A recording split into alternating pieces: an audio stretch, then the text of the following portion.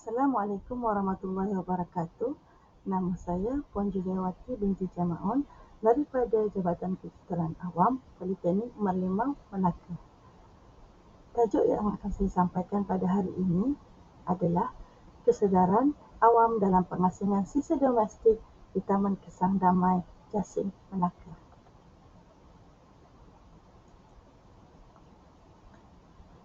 Penyelidik terdiri daripada 3 orang, iaitu Juliawati binti Jamaun, Marni Hanis dan Nur Sazrin.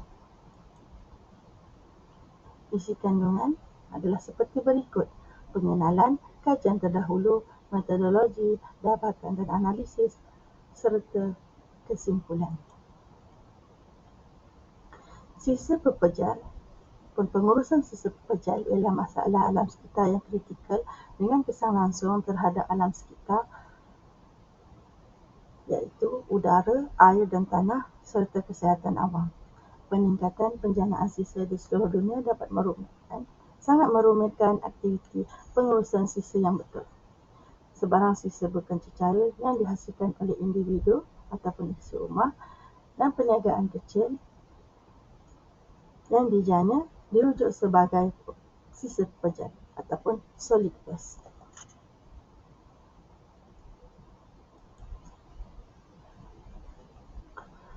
Negara kita menjana 38 tan sisa setiap tahun menerusi kajian yang dibuat pada tahun 2020. Daripada jumlah itu, hanya 24% diasingkan dan dikitar semula, manakala 76% sisa pergi ke tapak pelupusan sampah.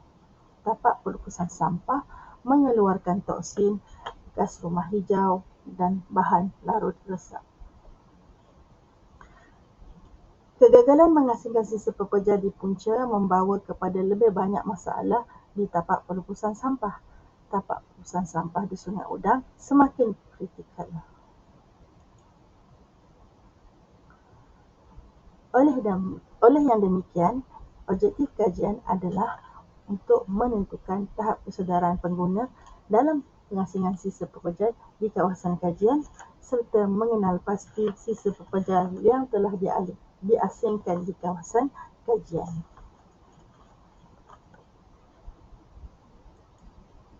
Terlebih dahulu, kita lihat apa itu sisa pepejal.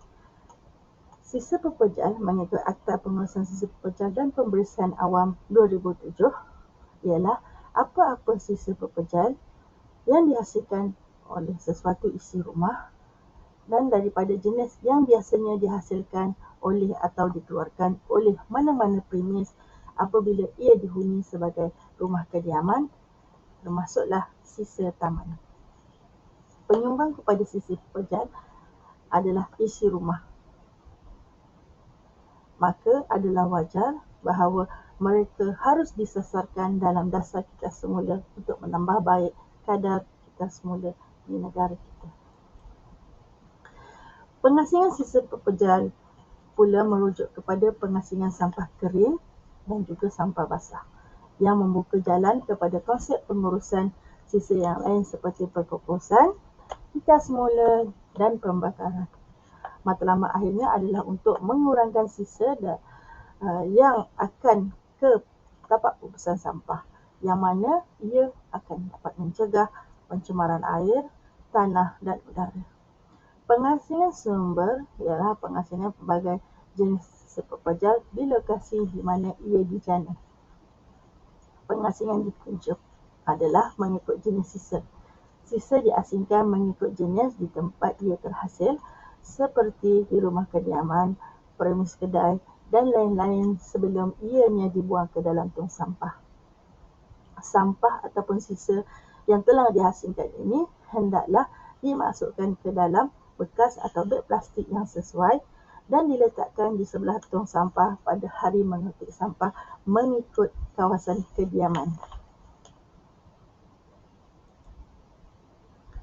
Pengasingan sisa di punca juga adalah proses mengasingan sisa pepejal yang terhasil di punca mengikut komposisi sisa pepejal itu, seperti kertas, plastik, lain-lain bahan kita semula seperti kaca, seramik, tin aluminium, besi, logam, sisa elektronik, bahan elektrik, bahan fabrik, kasut getah dan sisa berbahaya.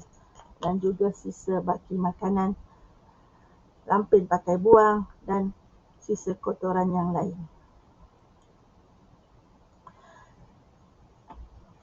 Sikap positif yang kuat terhadap pengasingan sisa membawa kepada pengasingan sisa di rumah. Sikap positif terhadap pengasingan sisa ini cenderung membawa kepada niat yang lebih tinggi untuk bertindak pada masa hadapan. Rakyat Malaysia masih belum menerima sepenuhnya konsep pengasingan sisa. Banyak instrumen motivasi luaran tidak disediakan dengan betul oleh kerajaan dan isi rumah tidak mahir dalam pengasingan sampah.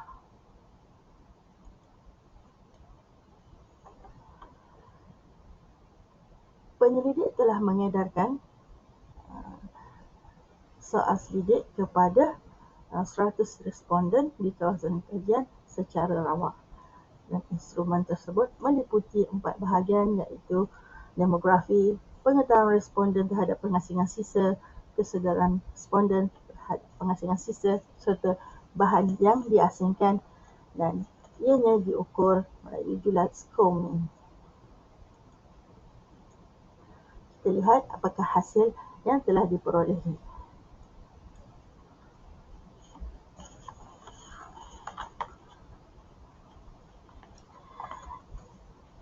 Daripada data yang dikumpul, 62 responden telah menetap di kawasan kajian lebih daripada 10 tahun.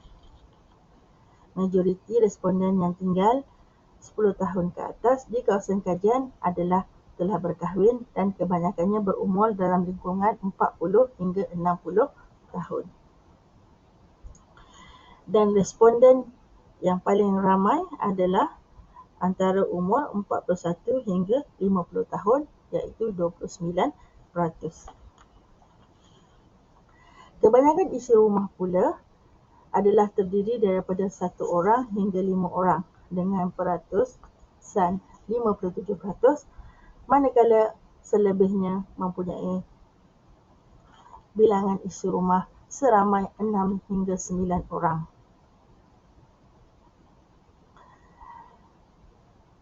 Jantina responden kita boleh lihat 53% adalah perempuan, 47% adalah lelaki.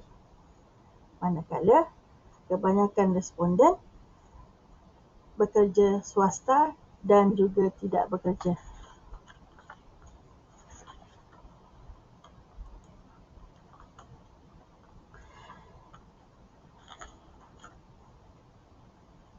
Daripada hasil penyelidikan yang telah dibuat juga, penyelidik mendapati majoriti iaitu 79% mengatakan tong hitam semula yang disediakan di kawasan kediaman adalah tidak mencukupi. Ini menunjukkan kawasan taman tersebut memerlukan penambahan tong hitam semula. Kita lihat pula julat Scomin yang diperolehi. Terdapat 9 soalan yang ditujukan kepada responden. Kita dapat lihat bahawa Scomin yang diperolehi adalah melebihi 4. Dan soalan yang mempunyai skor tertinggi adalah pengasingan sisa pekerja di rumah adalah tanggungjawab semua. Bermaksud semua penduduk ataupun majoriti penduduk tahu bahawa pengasingan sisa pekerja ini adalah tanggungjawab mereka dan isi rumah mereka. Yang kedua, aktiviti kita semula dan pengasingan sisa pekerja adalah penting untuk menjaga kebersihan dan keselamatan di rumah. Ini mungkin berlaku disebabkan pada peringkat awalnya kami mendapati kawasan tersebut merupakan salah satu kawasan yang popular penduduknya mendapat penyakit denggi. Yang seterusnya, pengasingan sisa pepejal dapat memelihara dan memulihara alam sekitar.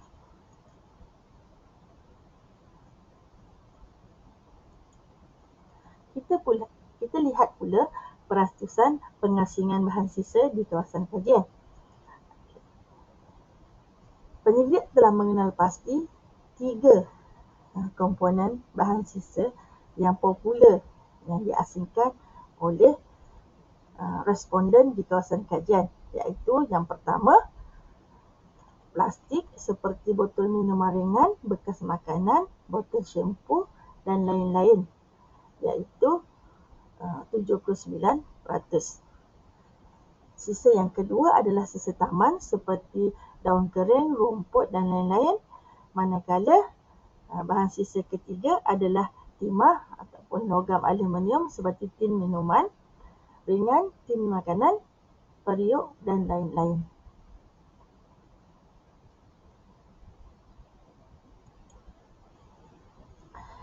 Hasil daripada itu, kami telah membuat perbincangan iaitu penduduk di Taman Kesan Damai mempunyai pengetahuan dan amat sedar tentang pengasingan sisa domestik, dan di antara penduduk memang melaksanakan pengasingan sisa domestik sebelum membuangnya ke tong sampah. Namun, melalui tinjauan di taman tersebut, kebanyakan mereka tidak ataupun kurang mengambil berat mengenainya kerana masih kurang sedar kesannya terhadap diri mereka dan alam sekitar, di mana kita dapat lihat melalui penilaian yang telah penyelidik buat terhadap tong-tong sampah yang disediakan oleh pihak SWM, di mana kebanyakan isi rumah tong sampahnya mempunyai sampah yang tidak diasingkan. Dan penduduk juga tidak bersemangat walaupun menyedari keadaan semasa dan kepentingan sisa domestik.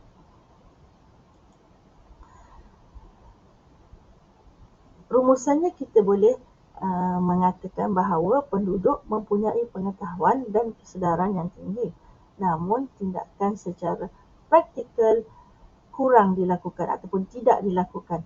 Mereka menyedarinya, tetapi kebanyakan mereka tidak cukup bermotivasi untuk melakukannya secara sendiri. Oleh itu, kami membuat beberapa cadangan, iaitu yang pertama, tong kita semula perlu disediakan oleh pihak berkuasa secukupnya. Mungkin boleh meletakkan tong kita semula di setiap taman perumahan dengan mengambil kira kapasiti sisa pepejal yang dihasilkan. Kerajaan serta pihak lain yang terlibat harus melihat perkara ini dengan lebih serius dan melakukan yang terbaik untuk meningkatkan kesedaran orang ramai berhubung pengasingan sisa, sedar dan buat. Selain daripada kerajaan, masyarakat juga harus lebih mengambil berat tentang persekitaran mereka dan memberi perhatian kepada kemusnahan yang telah mereka ataupun kita sendiri lakukan. Sekian sahaja